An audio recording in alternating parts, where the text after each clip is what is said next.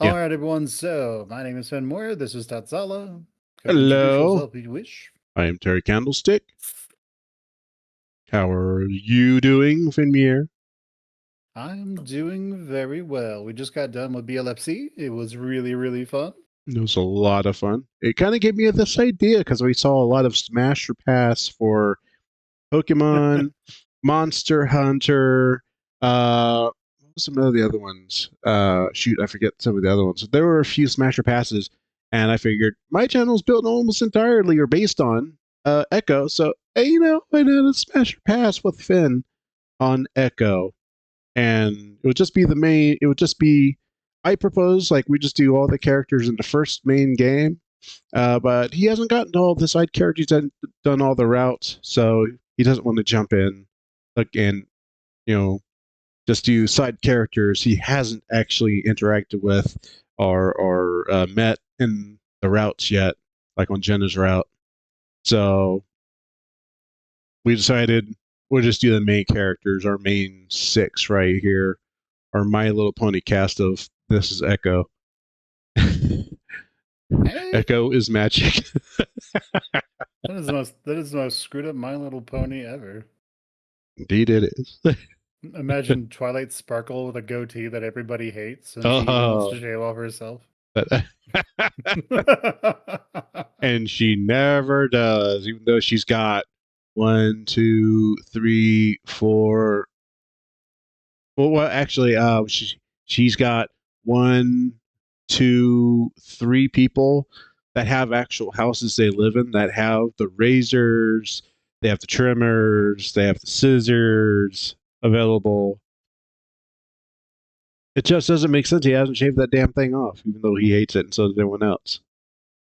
I mean, Brian, he's got scissors. He could cut them off. He'd also cut something else off, but don't worry about it. Are you We're not sure doing he Brian wouldn't yet. just sew them deeper into Chase's face? I mean, pretty sure that's what he might do.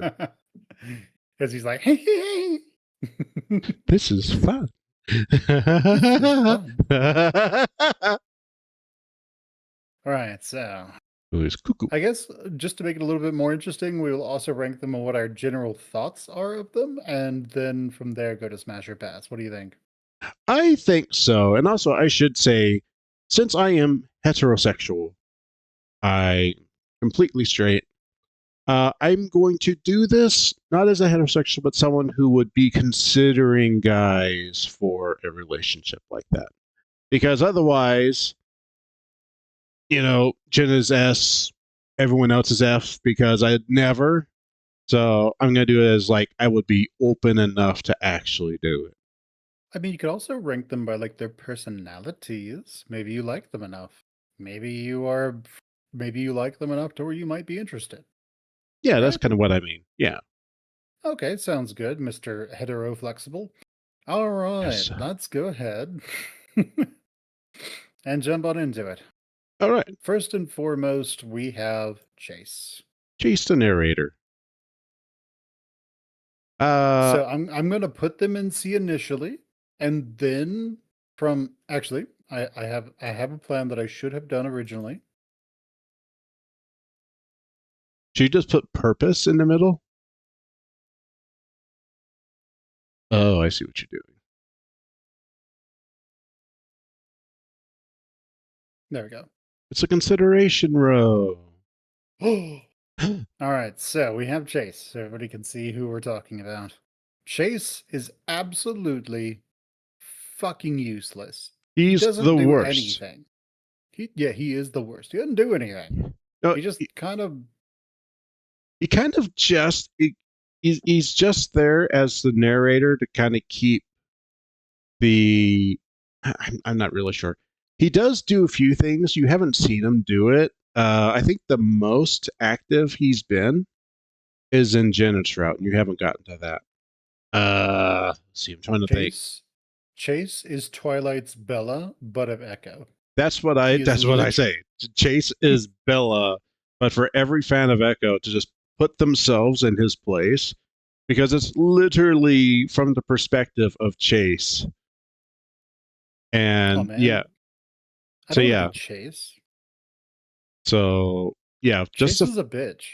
Chase is a bitch. Also, the fact that he ghosted Leo and actually turned into zombieing Leo by just coming back and acting like, hey, nothing happened, right? We're all good, right? Yeah, Dickish. totally. And plus the very fact that he took out Sydney And and thanks. Spoilers. Somebody might be watching this and be like, "What happened to Sydney? I haven't gotten through TJ's route yet. I don't know what happened." you They're gonna actually see what find you and break happens. your legs. I'll be at another FurCon. You have me. You're fine me. You get to see me and be like, I know this one, and Yeah. then proceed to unalive me.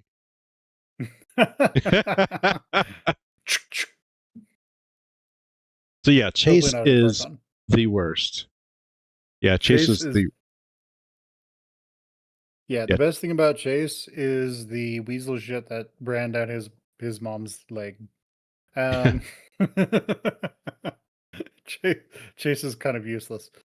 I think Chase goes in F. What do you think? I think he goes in F. I mean, there is some things that he's done, like he helped Carl get through a lot of his crap, but at the same time, like he did tolerate Carl, but at the same time, it was more so he could get some cuddles out of it.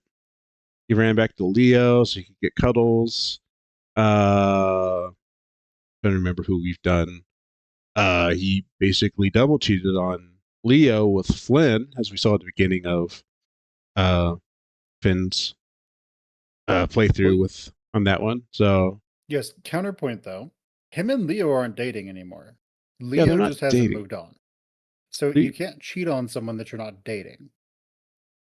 yeah, but As a everyone knows that. Well, everyone knows that Leo still has a thing for Chase and is still pursuing Chase as if he's still theirs, or at least Chase is still his. And knowing this, and Flynn and Chase both consider like Leo's going to beat up Flynn if he finds me in Flynn's house. And he doesn't really consider the fact that Leo has like incredible wolf smell, uh, uh, olfactory sense. He's got a olfactory, yeah. great sense of smell. So the fact he puts Flynn in that position is really screwed up too. So yeah, definitely F. It takes two to tango, though. So let's be completely clear here. That isn't entirely on Chase. That is also Flynn. That's kind of So yeah on Flynn. so And Flynn did so kind of as rile a everybody up at that time, at that moment too, and kind of piss off the whole thing. So yeah, a lot of it's on Flynn just being Flynn. so with Chase as a person, the thing that's so frustrating about Chase is that he's kind of a neutral character who's dealing with a lot of trauma that you would kind of expect to just he kind of just he needs to not do much and he needs to kind of just be have the personality of a wet blanket so that the other characters can do stuff. So from that perspective, he's not that bad. And from a moral perspective, like he does seem to actually care about his friends and the people he's with. But again, he's supposed to be the character of inaction that stuff happens to enable the other characters to then act. He is, to put it a different way, he is our viewpoint character, but he's not really our protagonist. Our protagonist is kind of, in many cases, the other character, the other characters around him. Yeah, I mean, So, yeah, like when in Carl's route when Jenna was being, uh, in the mansion mhm, and she was being levitated off the ground by a rope. Chase tried to hold her up, despite his busted ankle, and it was Carl who came by and cut her down and saved her life, despite her being under the influence of, I think, John something, and something or other, something that is and spoilers. you know, cut her out. Well, they're Echo's a fan, they know. So So I don't know. I don't think he's horrible enough to be F. so probably D. Probably D, in that from like a character perspective, probably D, because F it would be like Brian. Like Brian's awful. Oh yeah, F. Yeah, Brian. Yeah. Should we just have another category just called Brian? When we get to that point, we just have Brian. We start doing all the side characters. I mean, we could, but I'm gonna put. I think Well, Chase should go and C. Chase has done That's where I bad think she stuff. go. I think C would probably be a good spot because Chase is really mild, and I tend to be pretty mild too, and I do like some excitement, but at the same time, I would like someone who's very mild. So that would actually go along with me pretty well. And I think he's learned some things. Hopefully, he continues learning and keeps those lessons. And there is something else that's kind of important here. Chase is heavily traumatized from what happened to the other to the one of the other otters that he knows or Mm-hmm. knew, right? Yeah, He's heavily precedence. traumatized from it. So that tells me that he was probably under the effects of what is happening in Echo when he did his thing with that person, if you get my drift. He definitely could have been under the Be- effects. Yeah. yeah, so from that perspective, we are looking at a victim of just a of an evil presence that needs there to be secrets that traumatize people and ruin their lives. So I'm thinking Chase goes and C from the perspective of he's a victim in all this, but he's just trying to do his best. But at the same time, he has learned to kind of manipulate and pull strings to get to get his needs met, to keep himself protected. And that's why he kind of does what he does, despite knowing that it's bad. Like, I'm pretty sure he realizes, I mean, he does realize that things are bad, that some of the things he is doing are bad, but he rationalizes it saying, we're not dating anymore. Why do I care what Leo thinks? But deep down, he does still care. But he also wants to enjoy himself, and he's very, very aware that this entire thing is just so Leo can try and get him in back. Is just so that Leo can attempt to get Chase back as a boyfriend. And Chase clearly does not want that. Okay, Yeah. so C from like a social perspective, but what about as a Smash perspective? What Uh, character would he play anyway? Lucario? No, I'm kidding. All right, so Smash or pass? What do we think? you know, that go to you though, man. I like people to not be complete wet blankets. And I also like people who have their shit more together than I do. Because if I start freaking out about something, or if some reason I'm kind of just falling apart, I can at least rely on them to be stable enough to keep things going. Yeah. Right? And in Like, Jenna's route, he did kind of show that he does have some strengths.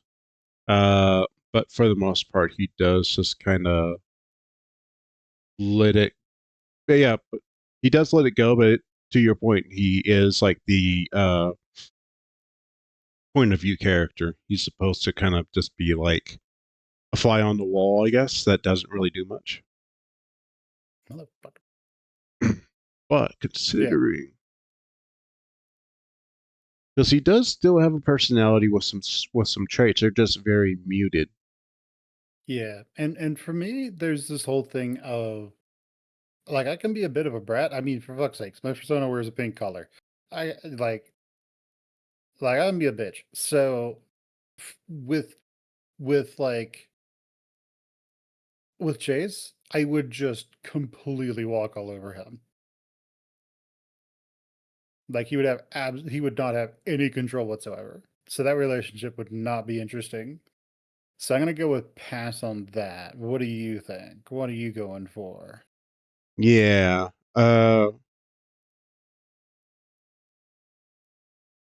I probably would like someone who takes the lead more as well.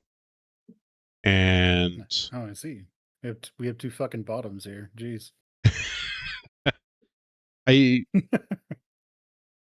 I like being in control though. I like knowing what's going on. So I usually am very just when I'm with my friends, usually I'm just like, cool, let's just go hang out together and I'll just do whatever. I'm like the I'm down for whatever kind of guy. But when Hello, I Chase. really huh? Hello, Chase. Yeah, How I'm you doing? kind of like Jason in that regard. But I do like having control of my shit so that when stuff does go awry, I'm able to actually deal with it and be the one who can actually uh I can actually deal with the issues. So like case in point, like my phone just decided to uh save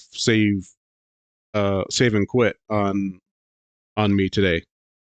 It's non-functioning anymore, and I had to go through a whole bunch of loopholes because it's on someone else's plan and everything else to actually get a new phone. Or if I had all my stuff, I'd just get a new phone. So I like being in control, and I guess that's probably everyone. But Everyone likes being in control enough to where they feel safe. yeah, That's the big one. and I Okay. tend to think too, like Chase was defending TJ when the bad stuff happened both times.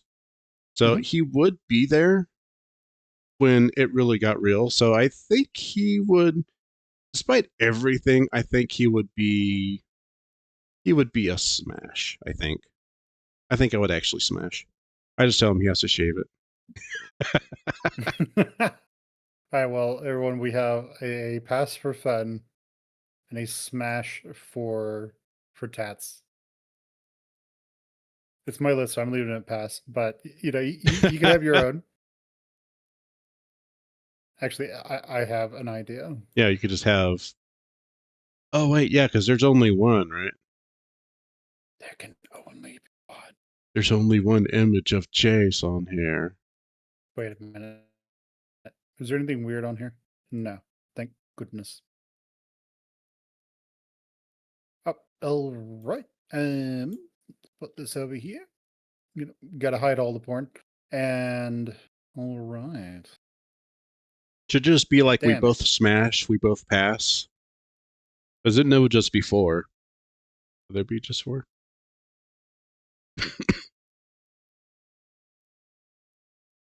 I smash, you pass, I smash. That'd be six categories you could pick from. And then consideration.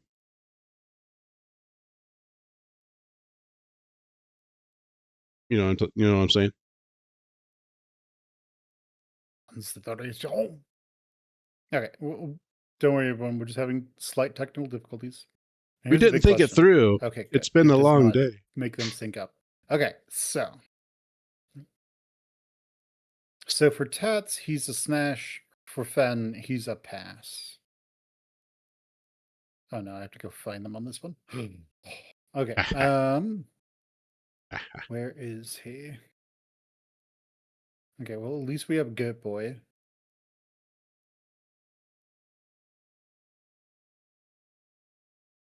We have Lizzie. It's Foxy. Leo's towards the bottom. There's Foxy. There's Leo. Now we just You need have TJ Tj. left. We need Tj. Prestige. Oh, there he is. He's at the bottom. Third from the left. Ah. Those bottoms, they gotta stay there. Alright, so next up we have Leo. Consideration. Fuck no. That was easy. All right, see you guys later. Bye. All right, see you guys. And now, now the fandom's going to come find you, Finn. So, all right. Here's my thing with Leo. Right, he's stuck in the past, but he can't move on. I understand that it's because he is traumatized, but holy fuck, go get surgery. In one of the routes, his actions lead to someone dying because he can't let go. For crying out loud. Holy shit. Like, like it's just kind of ridiculous. So, like, don't get me wrong, he's definitely not my kind of personality. Um, he's definitely not the kind of top I'm into. But I can see how some people would find him very attractive. He is not my kind of attractive. He's not like playful enough, I guess. He's not tricksy enough. He's just he's a very stable character he's a character who on the outside is incredibly stable, but on the inside is very unstable. If that makes any sense. Yeah, he's a firecracker on the inside. Yeah. So I think what the what is it called? It's been forever. The hysteria kind of does is it takes the worst aspects of someone and just kind of brings them to the surface or exaggerates them a little bit or kind of manipulates you. So with Leo, we see that he's extremely possessive. So just from personality wise, I look at that and I'm like, okay, well, here's the thing. Relationships that I like are, they got some stuff to them, but all that stuff that we're not, so I mean, fuck, we've already talked about BDSM. So all the fun stuff is a game. It's an illusion. It's not real. When you make your cage, if you will, you build a back door into it that's not locked. And then you just sort of like play around with the front of the cage that's actually locked in this sort of this hypothetical image I'm trying to paint for people.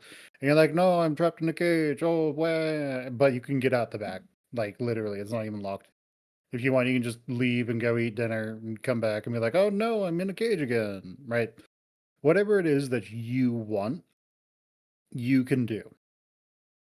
Leo strikes me as the type that does not understand that.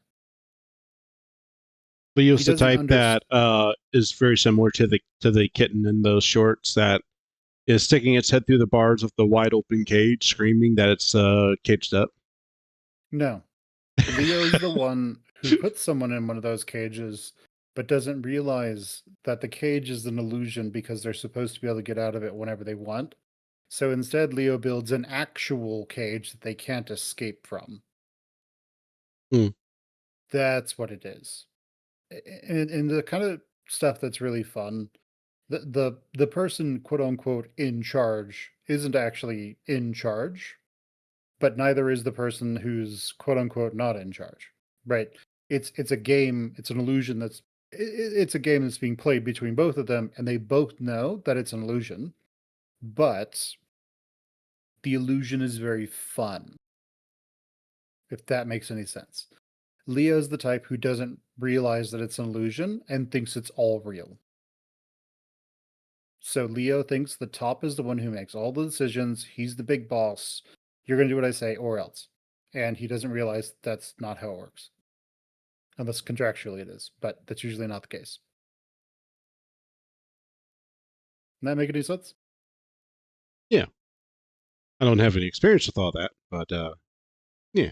And by the way, if it is the case, then that's because the other person signed up for that. And it's very out in the open. Everyone knows that, like, all parties involved know that's what's going on. Leo doesn't get that whole part. He doesn't understand. So, okay. So personality wise, that's all that.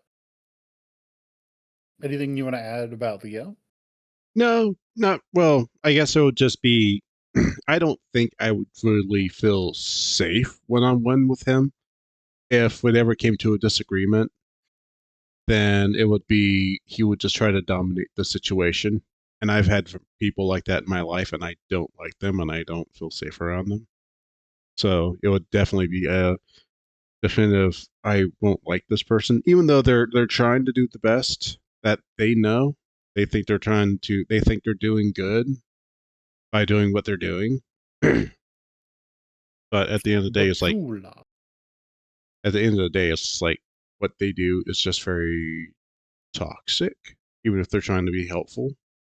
I don't But like it when someone Chula. just tries to push their agenda down my throat, even if they're trying to be like I love you, I'm trying to help. It's like I didn't ask for your help. I want to figure this out.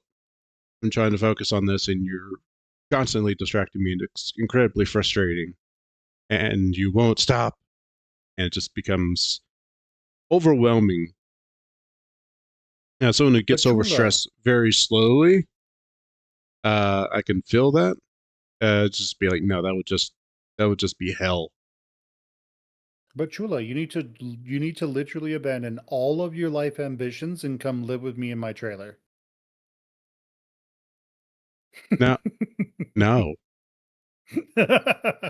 Come on, Chula. You need to abandon all of your life ambitions and come be my sex slave in my trailer for the rest of your life. Which may or may not be that long, considering if you have legs or not. Yeah, it might be a legless commitment. I'm pretty I know. sure that this commitment has absolutely no legs to stand on. Damn it, you stole it. That's where I was going.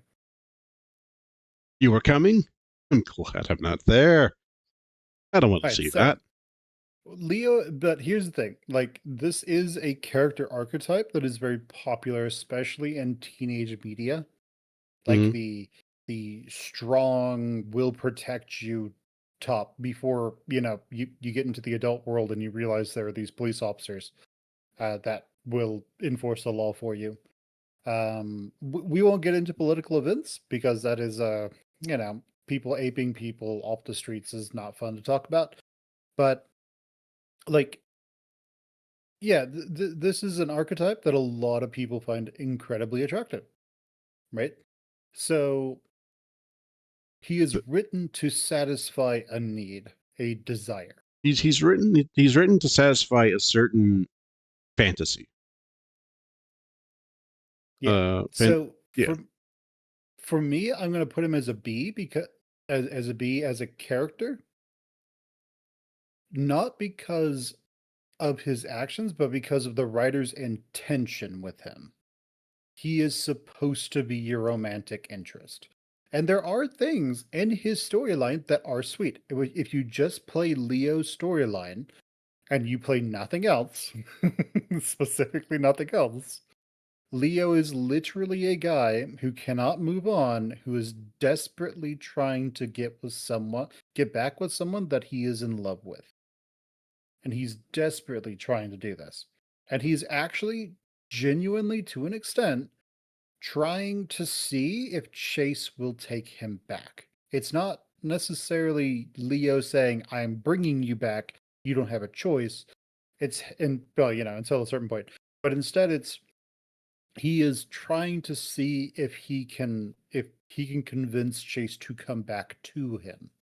So from that perspective, I understand. Right? He is that character who, you know, a lot of people want, where it's we have that background and now they're pursuing me again. What do I do? Yeah, which it does kind of break your heart a little bit when you know what happened, and I think they pretty much just tell you right away, so you kind of know the context on a very surface level between of what happened between Chase and Leo. I think it's even before you even get the break. Yeah, it's even before you Yeah. get back to the motel that you get the talk that Jenna forces on Leo and Chase is like, you two need to figure your shit out because I don't want to be here for this whole week when you two are like, are we aren't we kind of thing. And unfortunately, it is what it turns into. But it gives you the entire background information that you need, including how Chase just was like, "Bye, poof," and Leo's like, "Are we? Aren't we?" So yeah, and so that does kind of break your heart a little bit. It broke mine a little bit when I finally really realized what was happening and how much Leo was longing for Chase back in his life because he was just abandoned. And someone who's got Yeah. like issues like that myself in a way, uh, I know how it is. You just want your family back. And I got that when I was a truck driver, and I put myself in that situation. But I was like on the road and like across the country, like I don't get to see my family like every weekend or anything. I get to see them like maybe once a month, and my family had moved away already, so I didn't get to see them ever. When I got close to where they lived, I was just like, I might be able to see them. Let me see if I can call it. I can just camp out, not camp out, but I can I can stay at the truck stop in the city that they're in, and they can come by and we'll have dinner or something, and finally see my family again. A very unfortunate kind of situation. So you could just put Terry instead of Tatsula.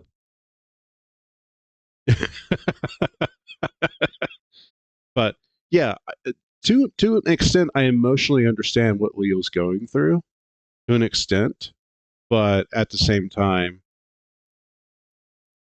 it's like he is extreme. He does need the help. He does need compassion, but it's compassion from like someone that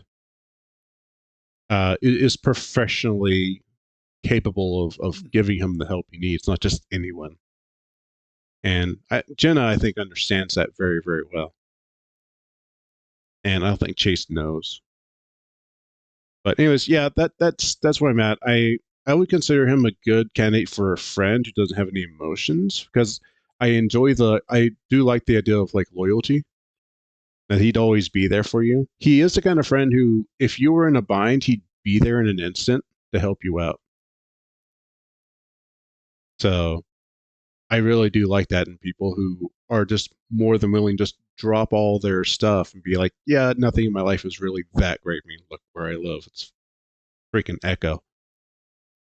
So it's like he'd be there in an instant. So that's a really good quality in a friend. But and then you wouldn't have to deal with like the neediness, the desperation to get with you on that emotional level. So I think he would probably be for me.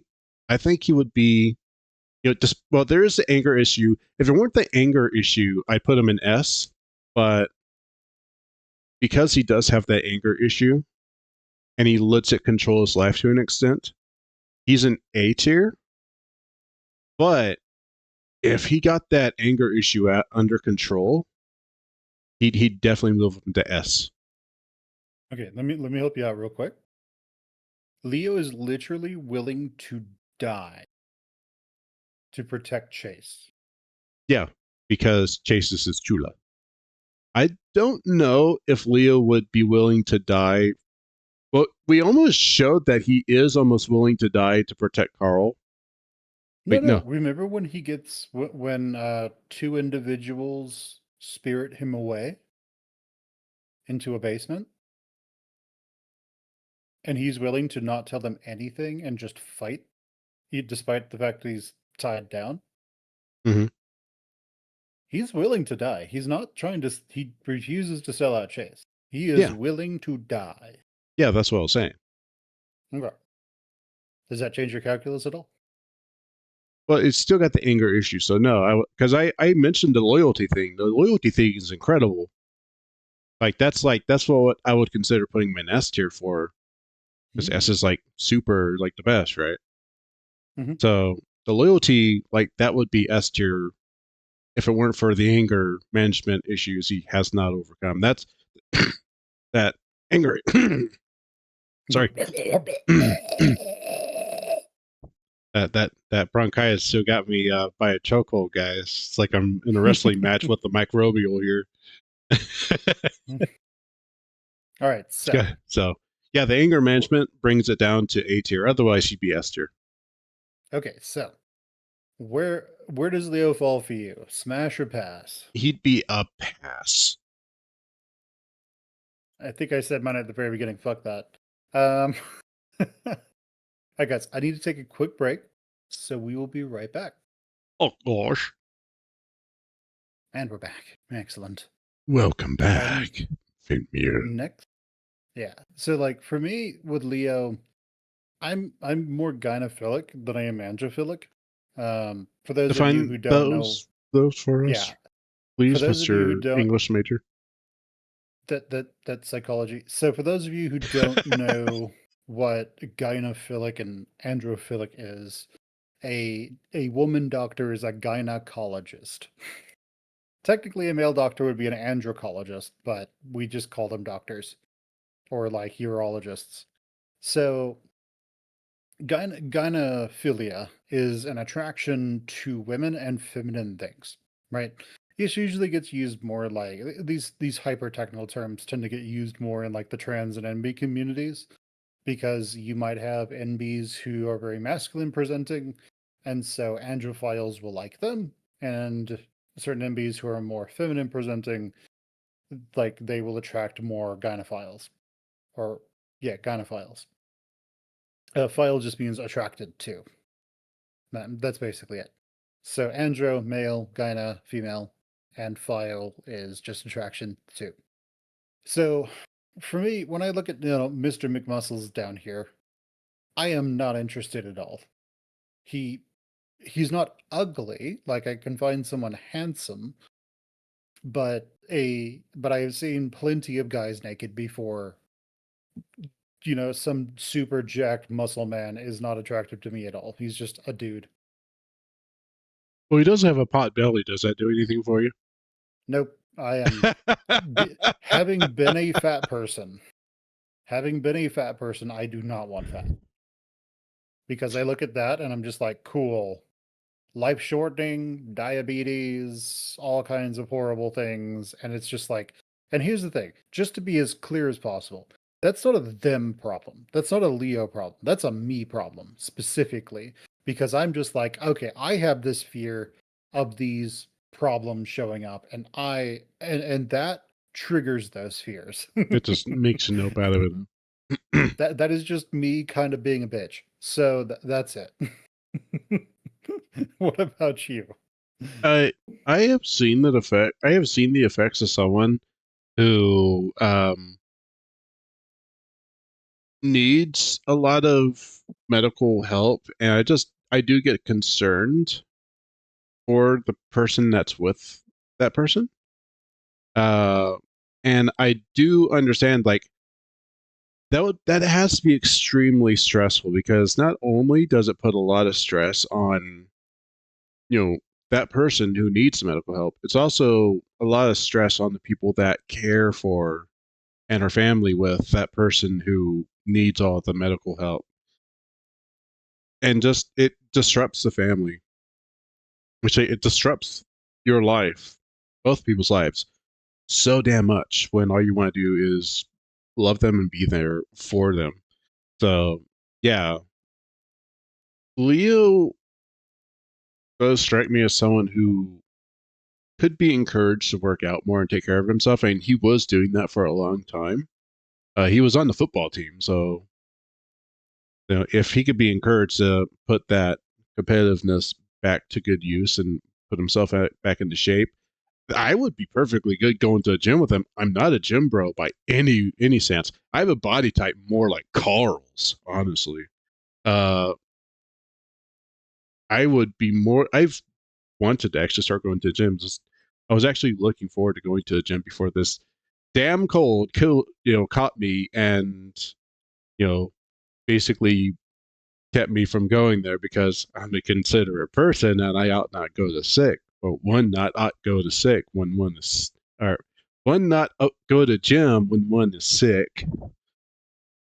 So plus it doesn't help with you know recovery at all. But yeah, I'm sure Leo would be more than happy to go do something like that with someone and encourage those good habits. So, and I think he would be a pretty good coach. He'd be telling you one more rep. He'd be in your face. Do one more rep. Smash those muscles. He'd be a great friend like that. You know, yeah. I think I'm good. I think you get the picture, right?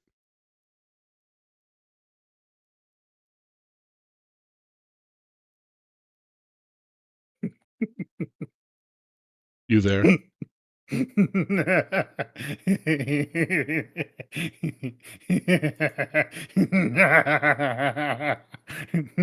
What did you Google? Just looking video.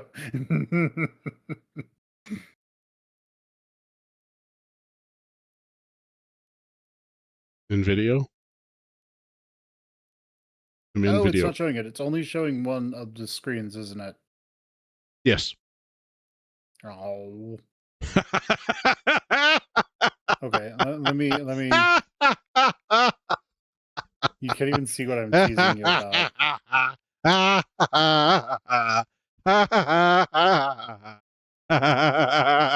Oh no, it can't. Oh, entire screen. Okay, there we go. There we go. Now you can see what I was laughing about.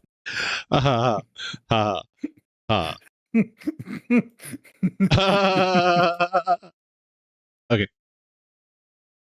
All right, Okay. now we got both of them. Good mirror. Good mirror. I know, right? That was supposed to be how it looked originally, but me smart. Okay. Me stupid. All right, so Hi. next up Bakades. next up is TJ. Yes, everyone, he is trying to learn some Japanese. TJ is clearly TJ. Not talking about Terry at all. He's learning some Japanese and what, Spanish? Yeah. There you go. So you guys can now type to him in Japanese, and he'll be probably be very confused, and then use Google Translate. I'll just open up my translator app and just look at what you're writing and be like, okay, let me convert this because it's only going to help me. It's only going to Yeah, there help you me. go. Right now I'm All focusing right. on Spanish. So, anyways, yeah. All All right. right. So we have TJ. The cat. My So here's fellow the thing. cat.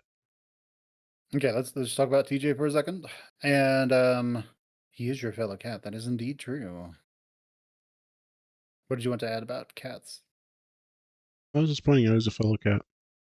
Meow meow meow meow meow meow meow. Are you going to start singing a Meow Mix song? Meow meow meow. All All right. right, so Go ahead. here's the thing. We have TJ. TJ's a twig.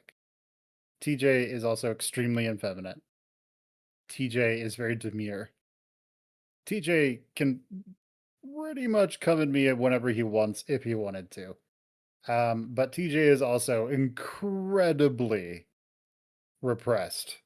He could get infinite oral, but he doesn't want it. Poor TJ.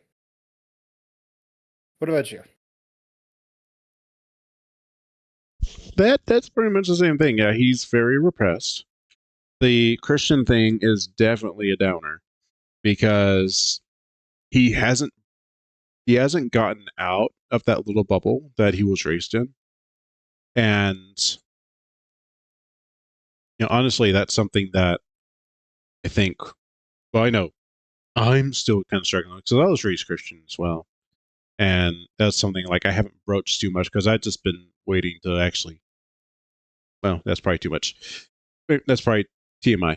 But yeah, it's something that TJ and I have in common is that. And I'm more than happy to like argue Bible with people. And I think TJ would be, he might, TJ, based on Route 65, TJ would be more than happy to use that, but he's using it the same way I would, which is fighting the bad in the world, using New Testament scripture and not using Old Testament not using Old Testament scripture to justify doing bad things. Power of Christ compels you. Not even that. But no, the fact that TJ is very similar, that is really cute. But I also like the fact that he almost seems like he could be on the spectrum, I think.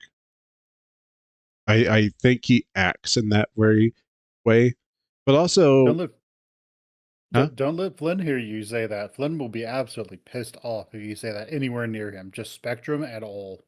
He'll Hey, be hey, angry about the hey, internet, and hey, he'll also be hey, angry about. hey, hey, hey, hey, stop it. Stop it. No, no. When it comes to Flynn, all we gotta say is, kind of hungry. You want to go for some ass burgers and fries? Be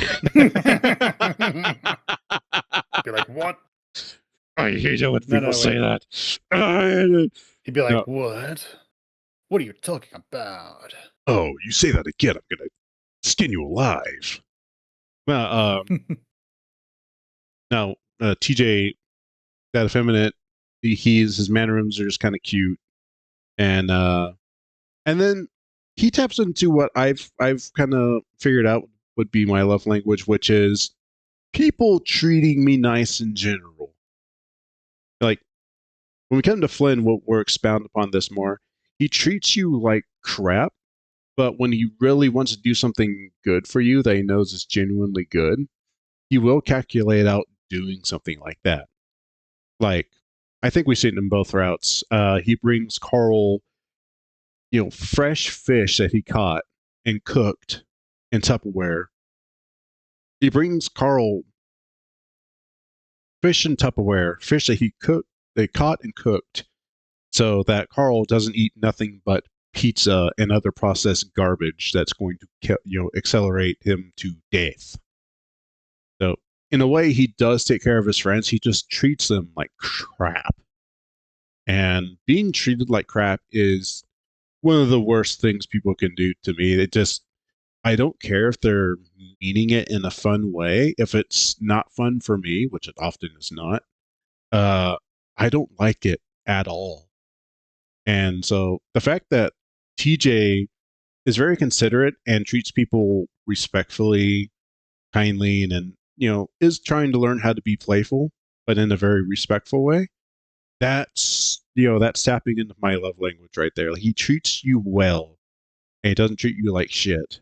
And then when it comes to actually helping you out the same way Flynn would, he does that too. Like, he would be one of those guys who would be encouraging you to go to the gym if you're unhealthy, like Carl, would be encouraging you to eat better if you're unhealthy, like Carl, or just anyone in general. He'd be encouraging you to do that, but he wouldn't be shoving it down your throat. He'd just be there to be like, he'd be there able to help you out and offer some good advice when he feels you need it, and then also support you in a good way, the way that Flynn just absolutely could not or would not. So I think he now when it came to actually getting in, like supporting you in like a stressful situation, I don't think he would really be there, and you would need to take charge. But that's actually where I tend to take charge pretty well, because like the times where I've been working at places like Walmart and it was a chaotic day on a sale. The people that are usually in charge on just a casual day are just like kind of losing their minds a little bit.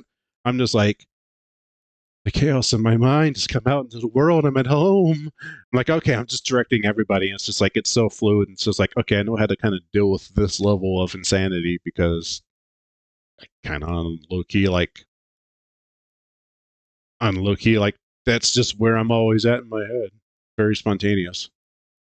So yeah, for me, TJ needing somebody to take charge in a case like that and take direction of, like, call this number or do that or help me over here or whatever, he'd be really good. So I think TJ, if I'm going to go there now, I think he is the S tier friend. He's a definite smash. Well, shit. I think we're both putting him in S tier. I mean, for me, he's got a lot of repression. I, does it say whether he was sent to a conversion camp? For those It of you who doesn't don't know what conversion camps are, just think of gay torture camps, where they it doesn't specifically torture gay say kids. if he did or did not. What I do know is that I always mistook him for Mormon. He's not Mormon. I Eh, thought he was. apparently Sydney was the Mormon one. Yeah, yeah. And so Sydney was the Mormon one, and TJ was just raised. TJ has risen. Hallelujah, hallelujah, hallelujah. Uh, no, TJ was raised as a Christian, as I was. We both have that in common. He tries to be a decent person, as I try to be. Sometimes to the point of us both being pushovers. We both get kind of pissy, but I don't know how he deals with like absolute, utter, insane chaos. Like I'm when gonna go everyone, with not well. yeah, not well is typically tends to shut down. I tend to just be like, I'm just going to take control of what I need to do, and we're just going to figure it out, and that'll be it. Yeah, for me, TJ's in a weird place because he's so damn passive that I would be the one in charge, which is fine. I mean, I'm wildly independent. Like my modes are I will hang out and follow something, or I will take lead. Like there's only one of the two, really. I'm not interested in being like playing somewhere in the little power structure. I'm either on my own, screw you guys, I'm gonna do my own thing, wildly independent, probably due to like dismissive avoidant attachment or something like that. Or it's like, okay, I want to follow this person and help that person.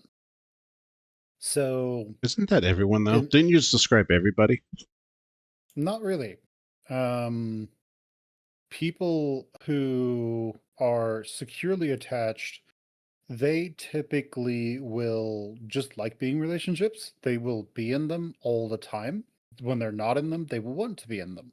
Not in like a I need to be in a relationship sort of way, but in a, that would be nice once I get these problems taken care of, and then they get those problems taken care of, and they can just enjoy the company of other people and have fun and be open and vulnerable with them.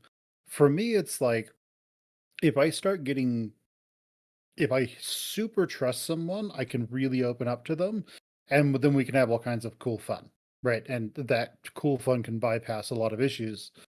But if it doesn't get there, I will get extremely anxious and just need to back off for a little bit and go do my own thing and be wildly independent again. So like the tops that I have done stuff with in the past have just learned that there are times Fen will just need to disappear, and that's fine. I mean, if they have like a regular check-in where I need to like check in with them, let them know how I'm doing, I can literally just be like, need independence right now, everything's okay, or stuff like that. Or if they really want to dig, I can tell them what's really going on. And it's like, I don't feel good. Please stop. Yeah, But you know, we'll get there. It's like I feel like I'm melting or yeah, something. I don't know. yeah. You've got to Um the point with other people that you're okay being vulnerable. I'm not there yet. I'm just like, I don't want to be vulnerable. Vulnerable. Vulnerability feels not good. yeah, and like here's the thing, like I have learned that being vulnerable is one of those things that you kind of have to do. And it's also very wonderful in its own way, simply because the people that you learn you can be vulnerable with, you can be vulnerable with. Oh, is When it? you're vulnerable, yeah, when you're vulnerable with somebody and then they turn around and they treat you badly, you can be like, fine, fuck those people. Not in that good way, but just they can go fall off a cliff. I don't want to be around them. I don't want them included in my life at all. I don't want them to know any of my secrets. They can go be over there somewhere, and that's fine. Because what this means is you have the people who accept you for who you actually are, and then you have the people who don't, and you don't give a shit about the opinions of the people who don't accept you. So, in a way, it's very freeing. You haven't seen my mannerisms when I'm hanging out with the friends who I choose to be vulnerable with. They are very, very animated and very, very gay. So it means you are not. You don't feel secure with me. Is that what you're saying? I mean, when we were at lunch today, because for those of you who don't know, Terry is currently in town for BLFC. Hmm. Well, I mean, we went to go eat, and there were some of those mannerisms because it's still pretty chill and fine. Yeah, But like again, around other people, hell no. Around a certain individual, absolutely hell no. absolutely, absolutely not. No effing Yeah, way in hell. yeah. So this is called masking, as you know, and for those of you who don't know what that means, it's just when you limit your behavior in some way, shape, or form to fit some expectation. Everyone does it. When you're in a meeting with your boss at work and your boss looks pissed off, you probably mask and make yourself look really demure and small and submissive and a yes sir, no sir. And if someone that you're working with absolutely fucked up a project and you are now pissed off because you're going to have to pull a couple of 12-hour shifts to fix what they screwed up, you're probably not going to be very small and demure. You're probably going to be very white. You're probably going to be yelling at them, that kind of stuff. So, masks. But it's best to not have to mask. That's the nice part. So let's see. If someone messes up and you have to fix their stuff, if it's like a genuine mess up, then it's like it's it's understandable to be upset with them, and you can actually it's good communication to tell them like this is really frustrating. I'm gonna have to work to fix this, but I would appreciate your attendance and helping to fix the screw up that you caused. And we'll I was just using a you know was using a random example oh don't where someone oh believe me there's been a lot of those in my life as well at the workplaces I've been at. And I've gone both ways where I've just been yelling and I don't like who I was when I was doing no. that. And so I think you're at the same point, like you're yelling and it's like I don't like who I am when I'm having to yell. Or I feel like I don't like who I am when I'm yelling and going nuts. Yeah, like why do we need to yell and be angry at each other? Can't we just accept that sometimes we all make mistakes so we And can we then will just hug be and kiss it friends. out? Yeah, I know, right?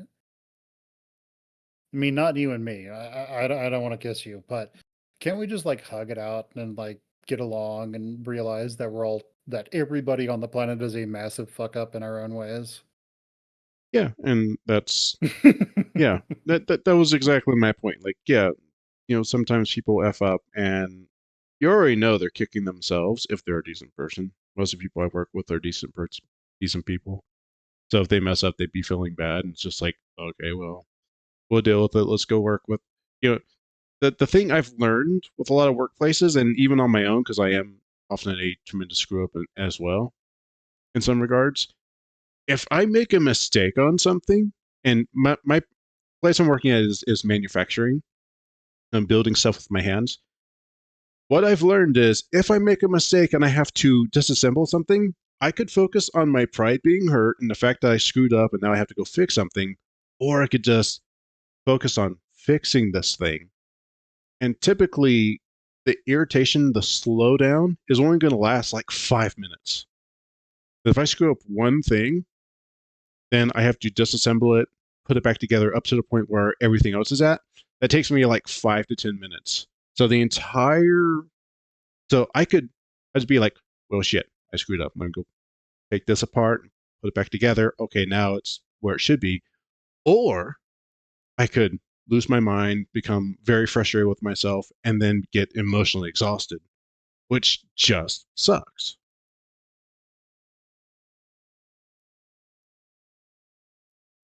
I agree. So yeah, yeah, no reason to yell at anyone. It's just like, actually, I'm one of the people who's like, okay, you screwed up.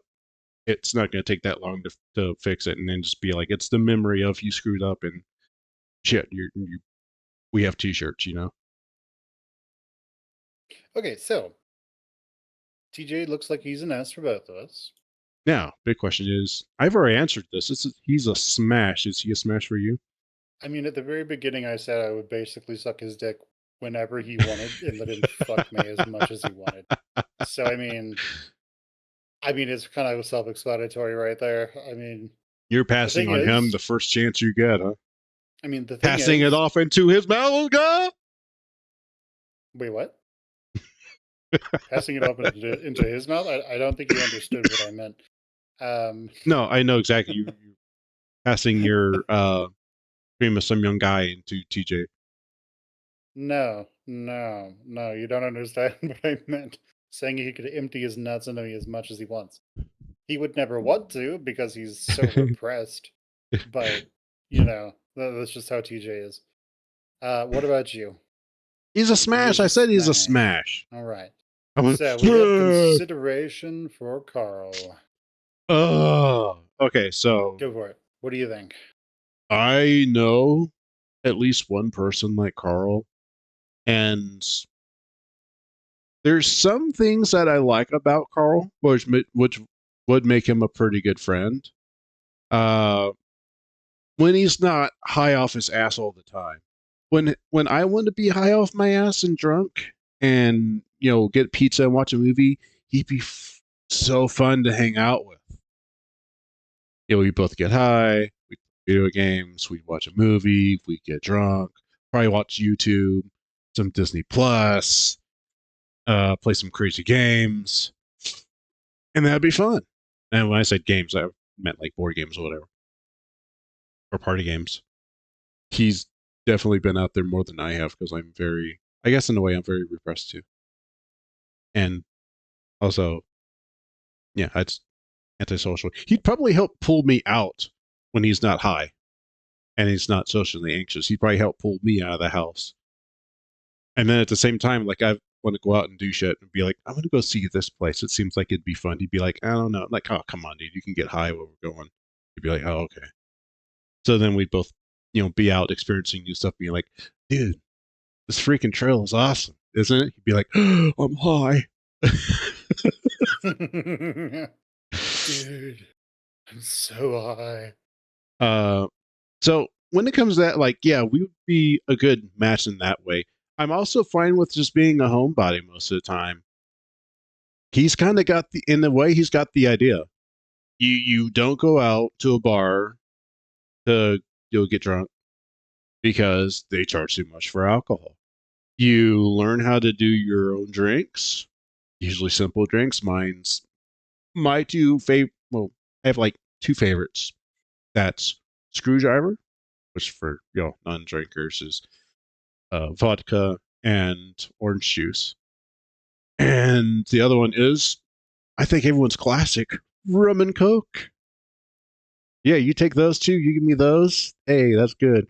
You give me some beers and some I think whiskey. But those are the Boilermaker. They taste like a freaking. They taste like you're actually licking a Boilermaker. They're disgusting, but dude, they do the job. They get you drunk.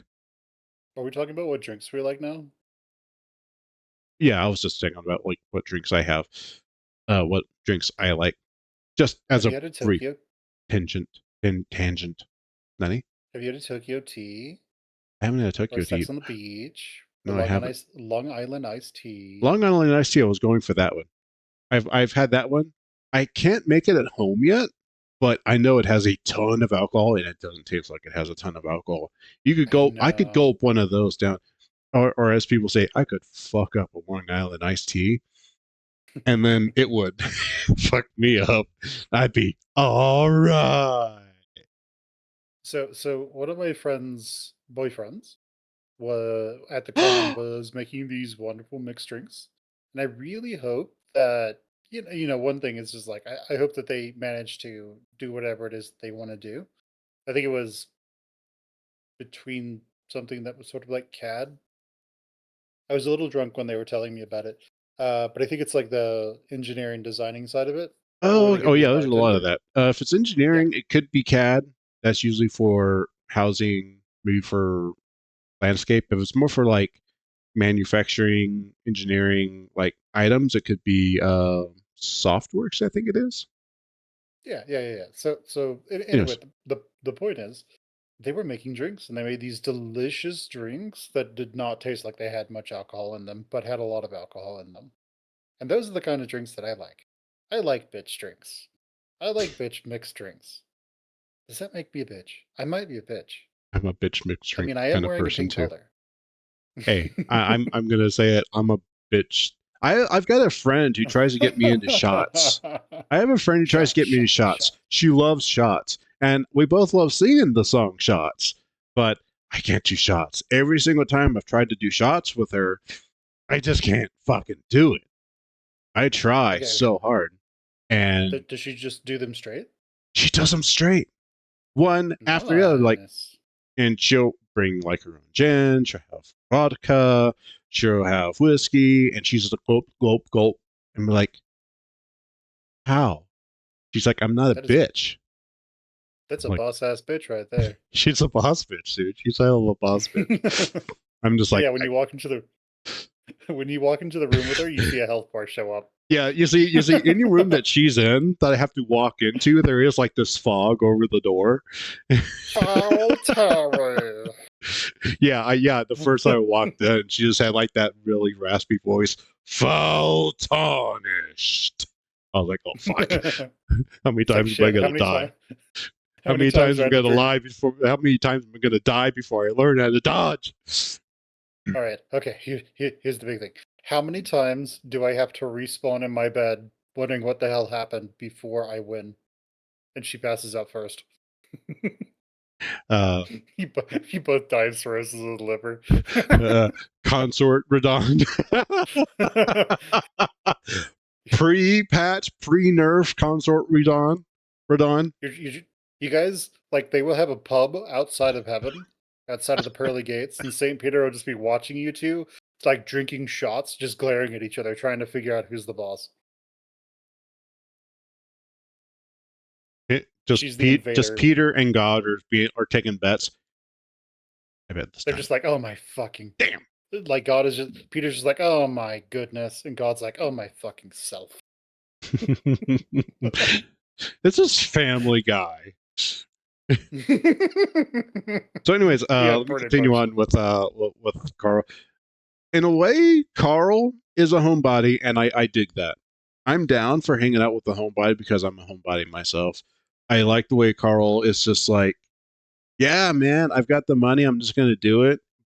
I'll kind of do what I need to do, and then, you know, and we match each other's vibe a whole lot. But when our vibes cross, that's when it's like he is just, you know, I want to do stuff. He doesn't. I try to be real responsible, and he's obviously not that responsible because, why he doesn't have a car anymore. He got high on, I think, something he hadn't had before. And I don't remember. I know he got really high.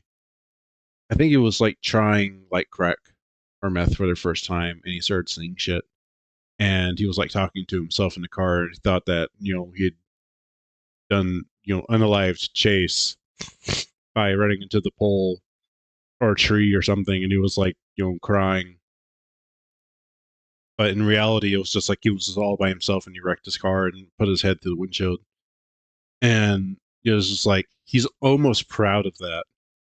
And it's like, no, dude, that's not something to be proud of. That's not something to be proud of at all. Like that makes me worried about, letting you drive anywhere because he's almost always impaired.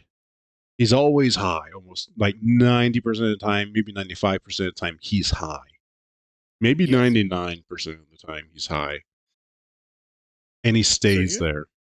Now, after his route specifically, and he actually gets better, I think he would probably be a whole lot better because he did. I don't know how much he gets high. It seems like he's less dependent on it, so he'd be more of like a party bro in that way. But he has yeah. shown himself to be real loyal when it comes to like defending Jenna when she's under the influence of John. And then he's also like just like really casual when Flynn is being an absolute ass at the argument right before we all branch off and choose our routes. Uh, he just kind of sits back and takes it. Like he's just like really nonchalant about it. And he seems to have a pretty good read on people. And honestly, Yeah, he's been around Flynn for so long that I don't know if it's just kind of denial where he's just like giving Flynn a big pass all the time. But he kind of counsels Chase a little bit and says, you know how Flynn is. He's probably kicking himself right now because his pattern is he gets stressed out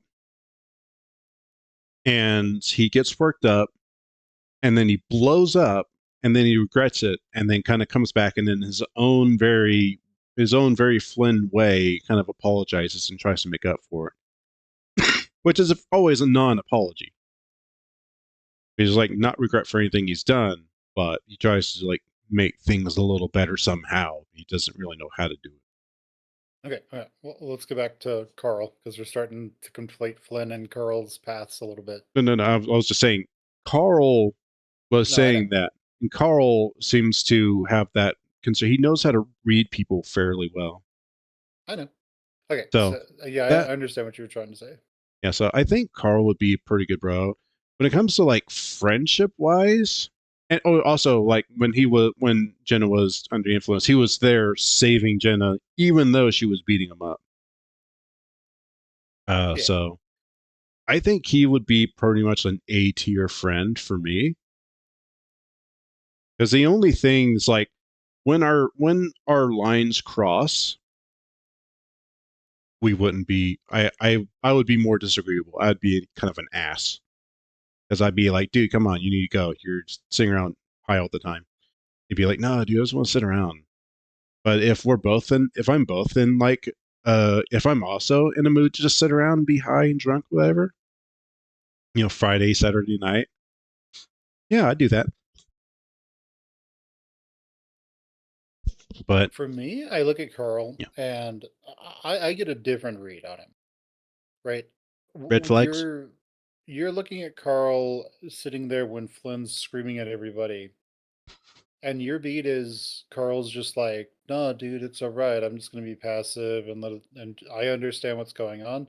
And I'm looking at that as Carl just knowing this is wrong, knowing that Flynn shouldn't be doing this, and he's instead sitting there trying to not stand out, trying to not draw on attention because he knows Flynn's anger is going to go somewhere and it's going to go at him if he stands out at all.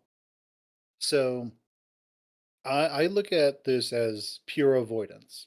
Now, I mean, I do the same thing. Most people do. A lot of people do this, where when someone's angry, they tend to avoid that person.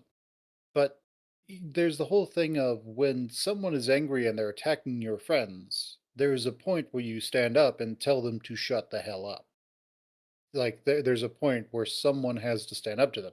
In this case, it's Leo, but like there's the point where if you're too passive in life, nothing happens.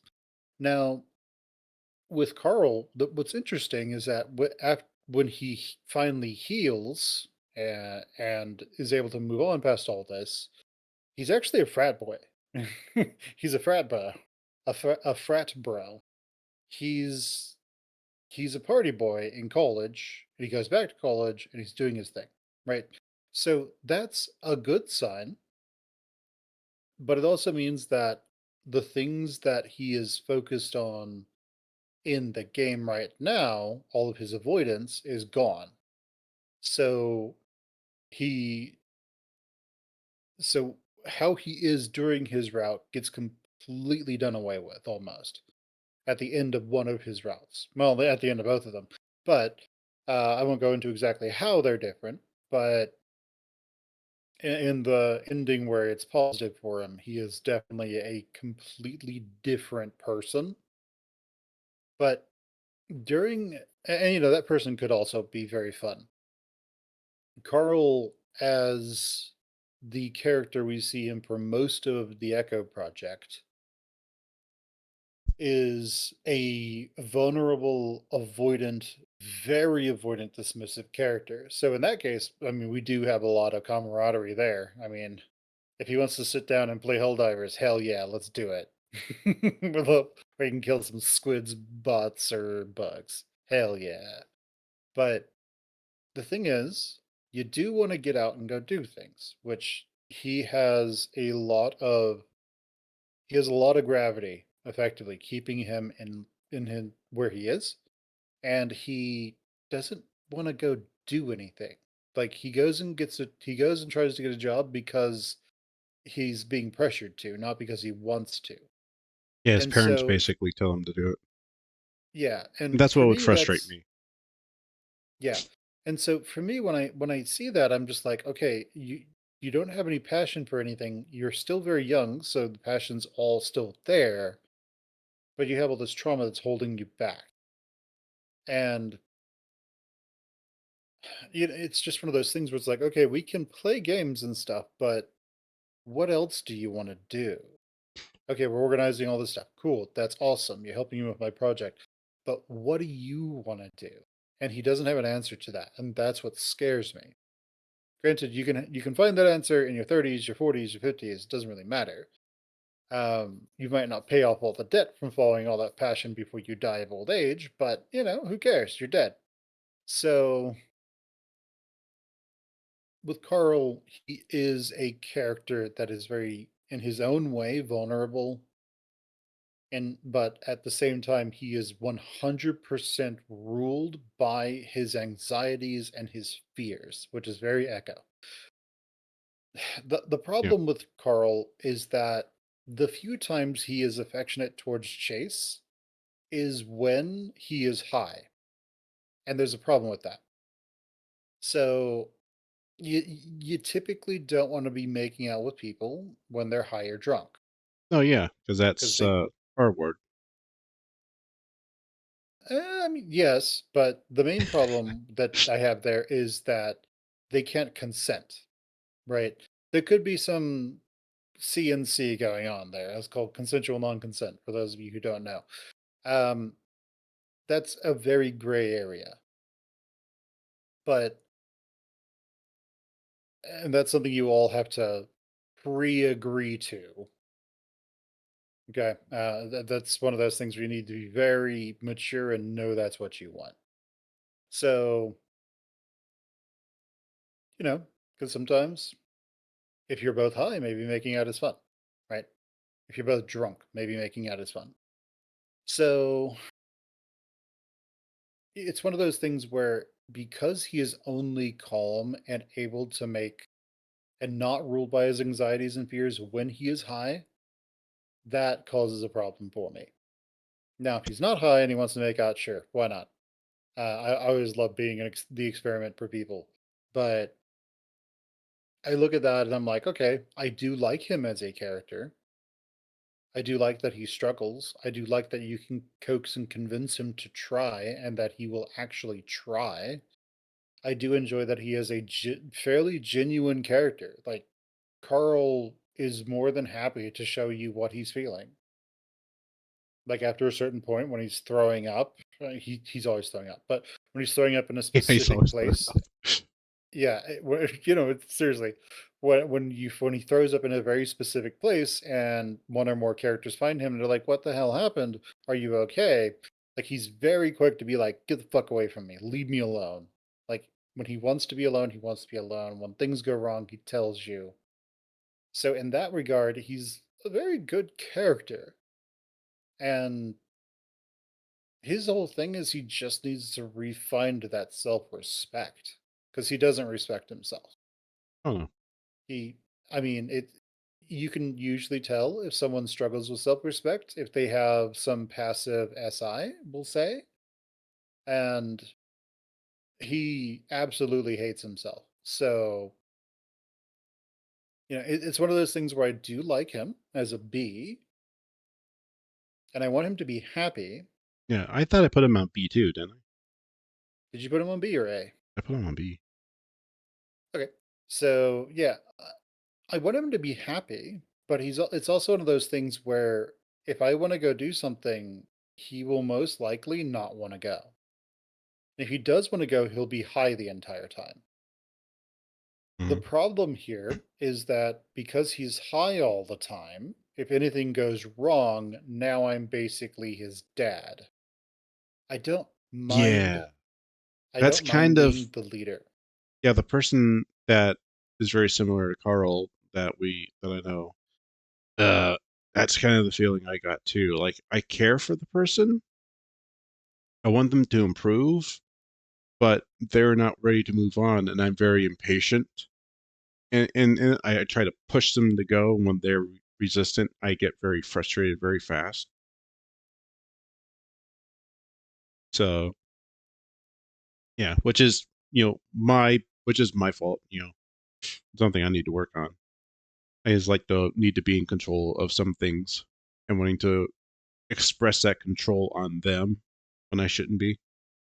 But it's like one of those like that's like what I was saying, like when our lines cross, when he wants to be, high, drunk at home, and I'm like, let's go out and do stuff, and he's like, nah, I was gonna be here.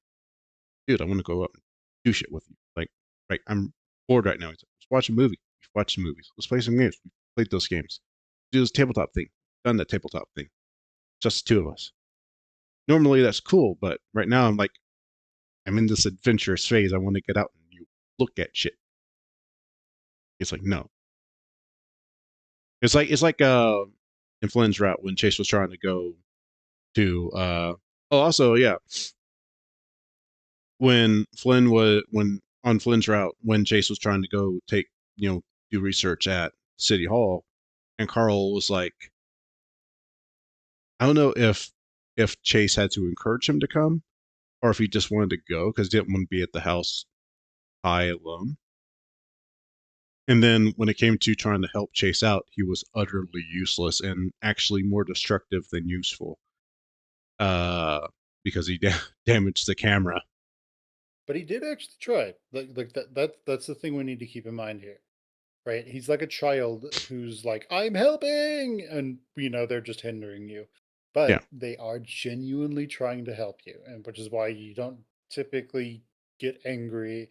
You will get very frustrated with children when they're screwing that stuff up, but you won't typically yell at them, right? It's like they're trying to help. They're just yeah, fucking it up they're just fucking. because they don't understand. They are trying to help. And yeah, with Carl, it's again one of those things like I, with my training and my experience working in detox and mental health, I look at his behaviors and I'm just like, yeah, there's a lot of grace to be given here because you can coax him out to do things, but it can't be something where you coax him out like 2 days before and then he's ready to go. He will always be late. He will always be reluctant. He will always put in like a half effort. Not because he doesn't necessarily want to go, but because he's just so anxious and scared and paranoid about going and doing anything. So that's kind of where he is. And the other thing is You this, give him like, more grace than I would. I'd try and to, here but him and I both have like you mentioned avoid I you am this strict. the I am uh strictly talking about Carl, yeah not about the other person. yeah I know. You mentioned avoidant, dismissive avoidant. I'm pretty sure that's my attachment style too. So that would be I don't think like two people would. I don't know if we'd make pretty good friends. Maybe No, we would, two but dismissive avoidants are fantastic for each other oh okay. because they're both dismissive of the relationship and they're both avoidant of showing emotions to each other. So they literally work out fantastically. I would They think it just, would be the other. I think it would be the other way around because each one would be kind of paranoid that the other one's pulling away. All these no, no, no. times. That's the opposite. The one who's the one who is uh, worried that the other one's pulling away, they are the anxious, preoccupied, or something like that.